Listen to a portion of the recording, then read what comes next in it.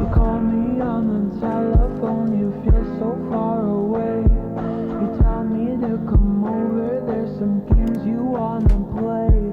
I'm walking to Story time. A girl named Akira Kendrick sent me this story, and the background of it is that her dad was very abusive to her mother, and her mother got custody of Akira, and her dad was not happy about that. Anyway, so Akira was with her aunt and her cousins at her grandmother's house, all on her mother's side, and her dad stops by to say hello. And Akira's outside playing with her cousin, and her dad comes up to her and grabs her arm and says, "Do you want to go to Walmart with me?" And at the time, she's only 7, so all she hears is toy aisle, so she says, "Yes, let's go." So they get in the car, they head to Walmart, she gets some really nice pom-poms, and then he says, "Okay, let's go back to your grandmother's house." So he starts driving and he gets on the highway, and Akira knows that her grandmother's house is right around the corner from Walmart, so he does not need to get on the highway. So she says, "Dad, where are we going?" And he gets really mad and says, "Shut up, sit down, it does not matter." So Akira's in the back seat, she's really scared, and she just shuts her mouth. So after being in the car for a while, they eventually arrived at this really old, abandoned, beat up house. And when they walk in, Akira sees about 25 people and she does not know any of them. Her dad brings her to a room, puts her in a little closet, throws her some toys and her pom-poms and says, "Play." Part 2 is coming right now.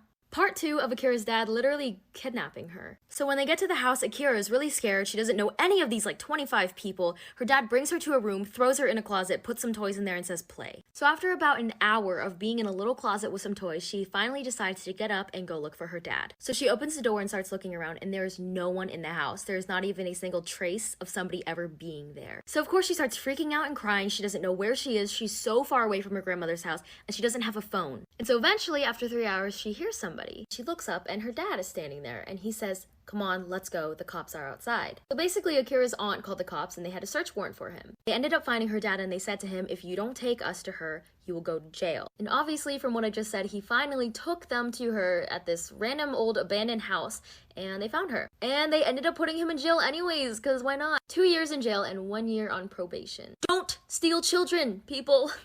Don't steal them. So when I was a sophomore in high school, I had this teacher who would only let the students in her class use the restroom one time per semester. Well, one day I raised my hand and I was like, "Excuse me," I don't remember her name, "can I please use the restroom?" And she was like, "No, you can't, because you've already used the restroom in my class this semester."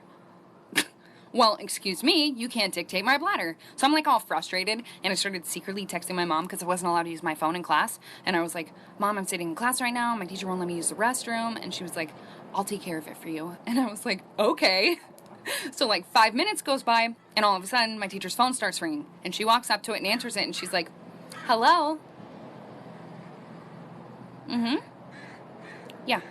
Okay, thank you." And then she walks up to me so angry, and she slams the pass on my desk, and she was like, "Since you have to go that bad." And I was like, "Yeah, I really do, thanks." And I got up and left. I didn't even have to go to the bathroom. It was just the principle of it. I just roamed the halls. I was in class on Zoom. I wanted to go to sleep, honestly, because when I'm tired, I go to sleep. I end up falling asleep, and then class ends and everyone starts leaving the class except me, because I was in a whole other universe at this point. I was dreaming, I was flying. At this point, me and the teacher are alone in the call. This is the best part. Then the teacher starts talking to me and he's like, "Samantha, wake up. Samantha, please. Samantha, you have another class." He woke me up, but I was half awake, so I didn't really know what was going on. So I thought it was my brother waking me up, and I straight up yelled. I was like, "Shut up, you fat booger." And so then I realized, oh, call my teacher a fat booger. And now he scheduled a parent conference. I'm going on Monday, so I'm really excited. Daughter Savannah is the CEO of faking illness to get out of school. So when she does not feel like being there, she will go to the nurse's office and complain to them that she is really not feeling good, so that they call me and I have to go get her. Well, one day after this happens, I walk into the administrative office and everybody is really concerned because Savannah is sitting in a chair so dramatically "Hi, Mom." And when I saw her, I burst out laughing. I was like, "Oh my God, are you okay?" And everybody looked at me like I was some really bad mom, "Oh my God, why aren't you more concerned?" But as we were walking out, she was walking really slow and actually didn't look good. So even I was a little concerned. I was like, "Oh my God, honey, are you okay?" Until we got to the car when Savannah looks at me and goes, "You know what, Mom, I feel better now." And I was like, "Savannah, are you serious?" And she's like, "Mom, do you maybe want to go to Starbucks and have a girl's day?" And I was like, "Honey, what kind of question is that? You know I do."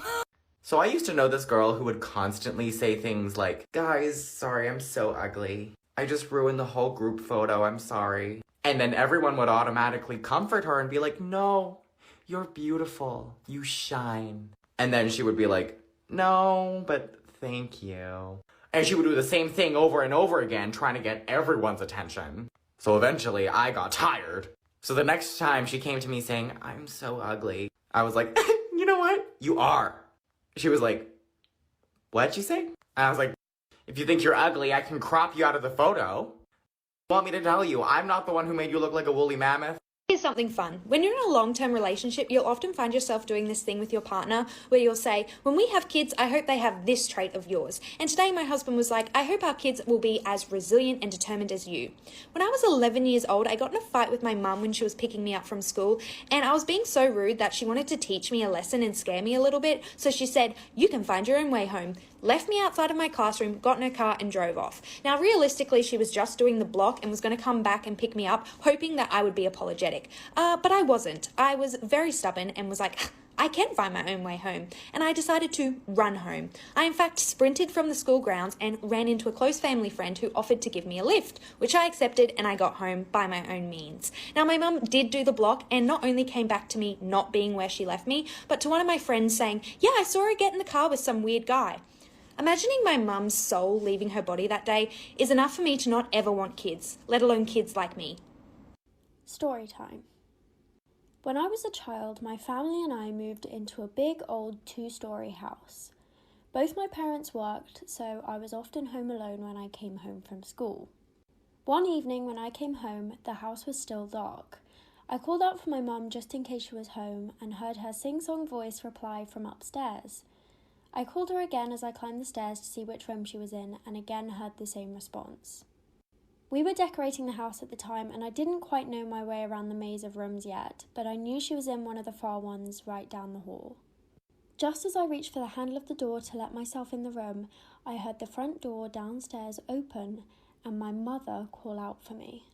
I jumped back terrified and ran down the stairs to her, but as I glanced back, the door to the room slowly opened a crack, and for a brief moment, I thought I saw something staring back at me. So when I was in the 4th grade, I had a science fair where I had to come up with a new invention, and I came up with the greatest idea of all time. I thought it was incredibly innovative new technology, and I called it Brownie CC's, aka Brownie Cupcakes. Now, the day of the science fair, I showed up to school without my Brownie CC's because my mom didn't have enough ingredients to make them fresh for the class, which is what I wanted. And so my teacher screamed at me and sent me to a 2nd grade classroom to do work all day, and I cried because the rest of the 4th grade got to just have fun and celebrate the science fair. And when I got home, my mom gave me money to get Pokemon cards, which made me feel a little better. Now, my family is very well versed on this little childhood trauma of mine, especially Savannah. Like, I would literally start off the story like randomly and be like, 4th grade science fair project, and she'll roll her eyes at me and be like, oh my god, I know, Mom, Brownie CC's. Well, I was going through her backpack one day when she was in like the 4th or 5th grade herself, and I saw that she stole my invention for her project. I saw the paper, it said Brownie CC's, and I look at her and I'm like, what is this, Savannah? And she's like, I'm curious, has any other babysitter had this happen? I was nannying a little girl, she's about 4 years old. We get back to the house, I picked her up from school, we went to the park, it's dark out now. She's in her bath because it's bath time, and she goes, hey, did you see the man in the window? I said, in what window? She goes, in my window. When I drove up, the man was in the window. And my heart sinks because I was like, no, I did not see the man in the window. So I go and check the house thoroughly, and there's nobody in the house, but the back door was unlocked, and whoever had left the house last, I guess, left the back door open. So that was a little weird, but I didn't see a man, so I go back in, I get to the bathroom, and she goes, the man's in the hallway now. And I was like, well, I didn't see a man in the hallway. She's like, he just walked by. And this isn't a kid that I'd known this child really well, and she'd never lied before. So I grab her, wrap her up in a towel, we're out of the house. I call my boyfriend, I'm like, you need to get over here and check this house. There's apparently a man in the house, and I'm freaked out. He checks the house, no man, and I look at the girl and I say, can you describe the man? Do you know his name? And she goes, yeah, his name is Jesus. He's everywhere. So my daughter Savannah is epileptic, and most of y'all know this by now. And when she has grand mal seizures, which doesn't happen very often, like, it's a production, right? Like, she makes noises, there's warning signs, and then she drops, seizes, goes into her tonic-clonic phase, and then goes to bed for a few hours, and then she wakes up, she's totally fine. Well, listen! I was just in the kitchen talking to Savannah. I was putting a little Uncrustable in the toaster for my son, and she stops talking to me mid-sentence, no warning at all, and just drops. And I'm like, whoa. and I catch her, and I ease her down to the ground, and I'm like, oh my God, here we go. And I'm like rubbing her head. I'm like, it's gonna be okay. She's seizing, I'm holding her. My son is climbing on my back at the same time, and I'm like, buddy, get out of here, your sister's having a seizure. And all of a sudden, without missing a beat, she stops seizing and goes, hi, Mom. And I'm like, I'm having a full-blown panic attack. I'm like, are you okay? And she's like, yeah, I'm fine. That was weird. Can I go play Roblox? This girl.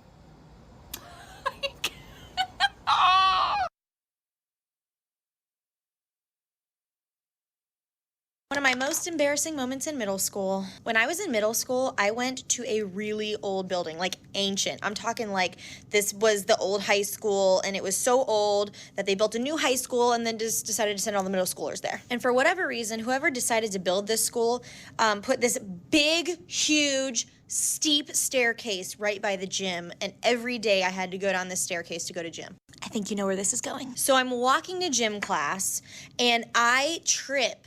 Not on like the bottom of the staircase, but at the very top, and I tumble all the way down the 25 steps on this staircase. And to make matters worse, I tripped in front of my boyfriend at the time, and he just like got to the bottom of the stairs and laughed in my face. Now, of course, in that moment, I just wanted to perish.